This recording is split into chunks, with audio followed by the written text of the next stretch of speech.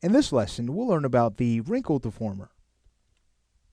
The wrinkle deformer is pretty straightforward. It's used to create wrinkles in deformable objects. It's primarily used on nerved surfaces. However, we can use them on polygonal surfaces also.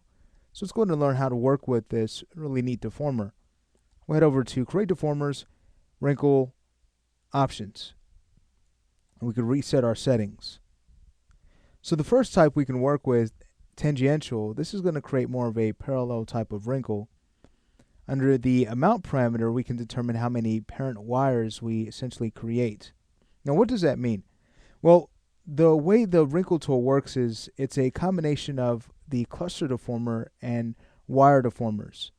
So we can increase or decrease the amount of wires we create from the amount parameter. Thickness, this is going to regulate your surface drop-off, how smooth or how rigid that's going to be.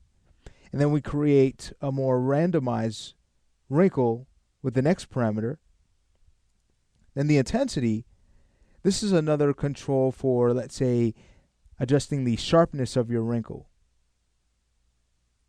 Now, if we were to go ahead and focus on tangential and compare that to radial, you'll see that a few of our parameters are not accessible under tangential. That's because of how this type operates. Radial, this is going to create more of a branch out in your wrinkle. So it branch out from your center point throughout the mesh that it will affect. So with this, we've already discussed most of these settings, but the extra few settings we have, radial branch amount, this one's going to specify how many child influence wires you can create. So we have more control that way. And then the radial branch depth, this is how many levels of child wires you can create. So you might have more control working with radial. And then custom is the only one that will allow us to work with other deformable objects that are not nerve surfaces. But with that said, let's say we go ahead and apply this. We'll go ahead and work with tangential first. Okay, we'll just use the default settings. So at this point, we now want to select our surface. Notice how things kind of change. We're in a UV modification mode. And at this point, we'd use the middle mouse button to adjust the region on our surface we'd like to edit. So I can bring in the U, bring in the V, and if we like to, let's say, rotate this, we can go ahead and use these endpoints. Simply use the middle mouse button and rotate the surface around. Or this middle point to kind of shift the influence around the surface. At that point, we could hit enter, and you'll see now a cluster has been made.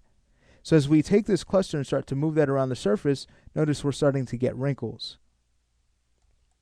And you can see we have approximately 3 wrinkles because of the settings in our wrinkle options. Now we have more control than just this cluster, which is great. If we were to go ahead and select our surface, you'll see the same attributes that we'd use on our wire deformer. If you'd like to learn more about that, feel free to look into the lesson in this reference library course.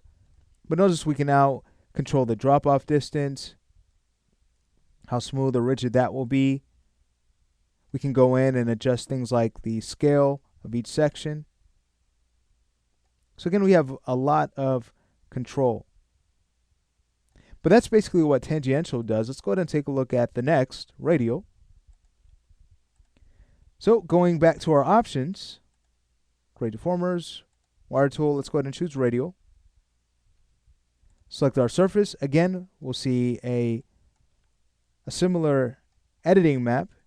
We'll just go in and make a few modifications and then hit the enter key. You see that now as we start to move this cluster, you can see exactly why this is the radial type. Because from our center, we start to branch out around the rest of the surface.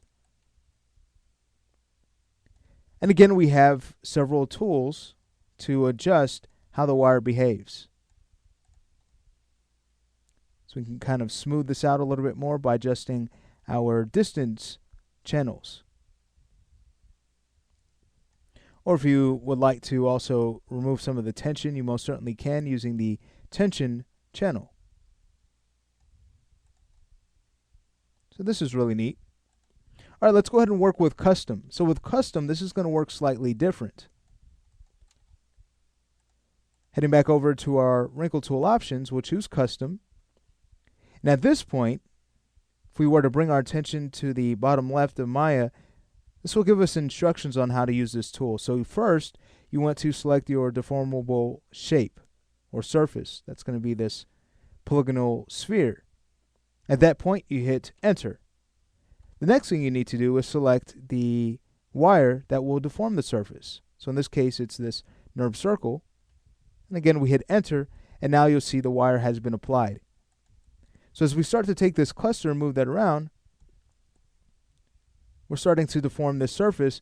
The intensity may not be too great initially. However, we can always go in, select our surface, go to the wire input, and start to adjust our drop-off distance, and now we can start to see more of that circular form, especially if we adjust the scale to kind of tighten that up a little bit more. So again, the wrinkle deformer, really neat deformer when wanting to add wrinkles, not only in, let's say, cloth, but it can also be a great character modeling tool.